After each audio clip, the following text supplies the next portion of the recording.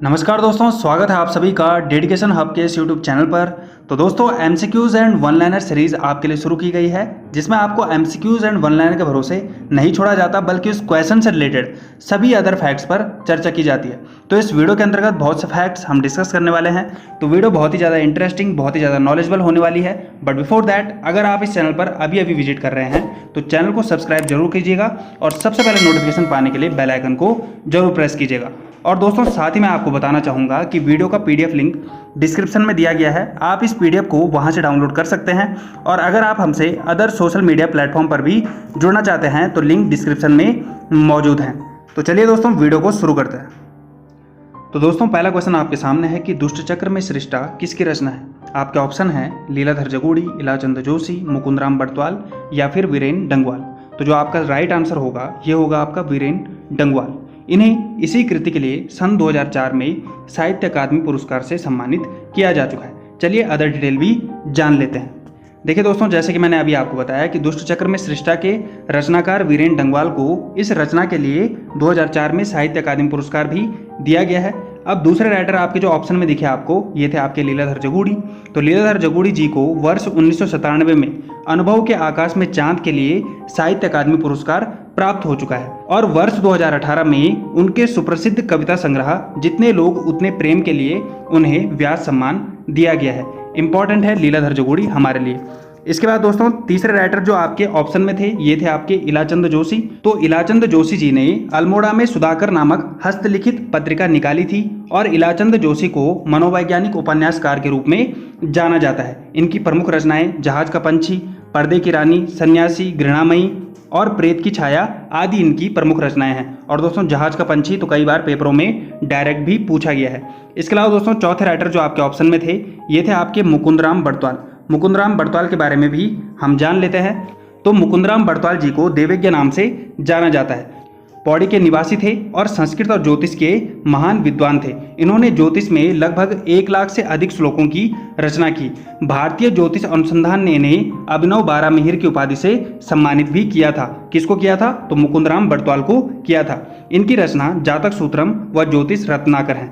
तो सारी रचनाएं इंपॉर्टेंट है और ये सारे राइटर हमारे लिए इंपॉर्टेंट हो जाते हैं, क्योंकि UKSSC इनसे रिलेटेड किसी भी फैक्ट्स को आपसे पूछ सकता है।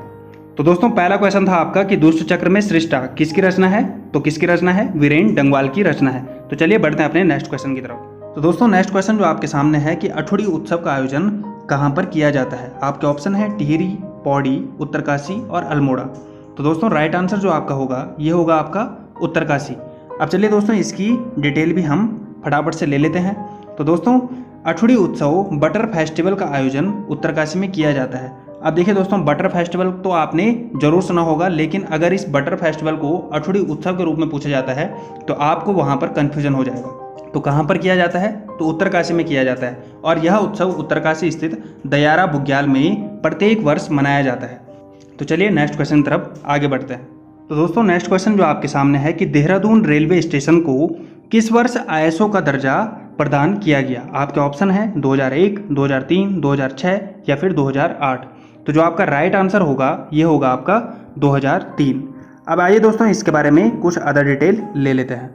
तो दोस्तों देहरादून रेलवे को 2003 में इंटरनेशनल स्टैंडर्ड ऑर्गेनाइजेशन यानी कि ISO का दर्जा दिया गया। यह दर्जा विभिन्न संस्थाओं को अपने कार्यक्षेत्र में सर्वश्रेष्ठ कार्य के लिए प्रदान किया जाता है। इसके अलावा दोस्तों कुछ अदर फैक्ट भी जान लेते हैं, जैसे कि देहरादून रेलवे पर डाक टिकट कब जारी किया गया। तो 1997 में किया गया। और कितने रुपए का किया गया? तो 15 रुपए का डाक टिकट जारी किया गया। इसके अलावा दोस्तों इंटरनेशनल स्टैंडर्ड ऑर्गेनाइजेशन यानी कि ISO के बारे में भी हम कुछ अदर फैक्ट जान लेते हैं। तो इस संगठन की स्थापना 23 फरवरी 1947 को की गई थी। मुख्यालय कहाँ पड़ता है इसका? तो जिनेवा पड़ता है आपका स्विट्जरलैंड में। और उद्देश्य क्या है इसका? तो व्यापार औद्योगिक क्षेत्र को बढ़ावा देना। तो आपका जो क्वेश्चन था कि देहरादून रेलवे स्टेशन को ISO का दर्जा कब दिया गया, तो आपका राइट आंसर होगा 2003। तो चलिए अपने नेक्स्ट क्वेश्चन की तरफ बढ़ते हैं। तो दोस्तों नेक्स्ट क्वेश्चन जो आपके सामने है कि उत्तराखंड के किस मंदिर की बनावट एलोरा के कैलाश मंदिर के समान है। आपके ऑप्शन है बैजनाथ, हाटकाली मंदिर, थल केदार या फिर एक हथिया देवाल। तो आपका जो राइट आंसर होगा ये होगा आपका एक हथिया देवाल।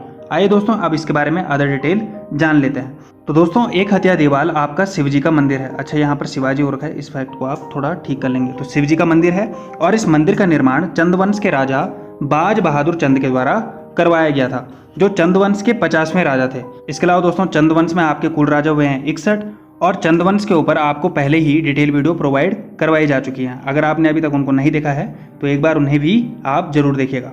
इसके अलावा दोस्तों एक हथिया देवाल आपका कहाँ पर पड़ता है, तो पिथौरागढ़ जनपद में पड़ता है। तो बढ़ते हैं अपने नेक्स्ट क्वेश्चन की तरफ। दोस्तों नेक्स्ट क्वेश्चन जो आपके सामने है कि उत्तराखंड राज्य में action plan of climate change कब लागू हुआ। तो आपके ऑप्शन है 20 जून 2014, 20 जून 2015, 20 जून 2016 या फिर 20 जून 2017। तो इसका जो राइट आंसर होगा आपका ये होगा आपका 20 जून 2016। आइए दोस्तों अब हम अदर डिटेल इसके बारे में ले लेते हैं। तो दोस्तों ये पूरा प्लान तैयार किया है उत्तराखंड आपदा प्रबंधन प्राधिकरण ने। आइए इसके बारे में भी कुछ डिटेल जान लेते हैं। तो 21 जुलाई 2013 को केदारनाथ आपदा के बाद एनडीआरएफ की तर्ज पर एसडीआरएफ का गठन करने को राज्य सरकार द्वारा मंजूरी दी गई थी। इसके बाद अक्टूबर 2013 में एसडीआरएफ का गठन किया गया। और दोस्तों मोस्ट इंपॉर्टेंट फैक्ट आपके सामने है कि मुक्तेश्वर नैनीताल में हाल ही में राज्य का पहला डॉपलर रडार स्थापित किया गया है। अब आपको 4 घंटे पहले ही मौसम बदलना, बादल का फटना, तूफान आना आदि मौसम संबंधी घटनाओं की जानकारी पहले ही 4 घंटे पहले पता चल जाएगी। और आपका जो एक क्वेश्चन था कि राज्य में action plan of climate change की शुरुआत कब से की गई, तो 20 जून 2016 से की गई। तो चलिए बढ़ते हैं अपने नेक्स्ट क्वेश्चन की तरफ। दोस्तों नेक्स्ट क्वेश्चन जो आपके सामने है कि द वॉइस ओवर समाचार पत्र कहाँ से प्रकाशित होता है। तो आपका ऑप्शन है मसूरी, देहरादून, पौड़ी और हरिद्वार। तो जो आपका राइट आंसर होगा ये होगा आपका देहरादून। आइए अदर डिटेल भी जान लेते हैं। तो दोस्तों द वॉइस ओवर समाचार पत्र देहरादून से प्रकाशित किया जाता है और यह एक साप्ताहिक पत्र है। इसके साथ ही दोस्तों देहरादून से बहुत से समाचार पत्र प्रकाशित होते हैं, जिनमें आपके दैनिक जनलहर, सीमांत वार्ता, valley mail, Doon Darpan, Naya Zamana, page 3, Garhwal post, Himachal times, Garhwal Dhyey और हिमवंत आदि समाचार पत्रों का प्रकाशन देहरादून से किया जाता है। तो आपका जो एक क्वेश्चन था कि द वॉइस ओवर समाचार पत्र का प्रकाशन कहाँ से किया जाता है, तो देहरादून से किया जा सकता है। और किस प्रकार का ये पत्र है, तो साप्ताहिक पत्र है। तो दोस्तों ये था आपका आज का MCQs and one liner session पसंद आया हो तो सभी तक हमारी वीडियो और पीडीएफ जरूर शेयर करें। तो मिलते हैं आपको कल के MCQs and one liner session के साथ। तब तक के लिए आप सभी को शुभ रात्रि।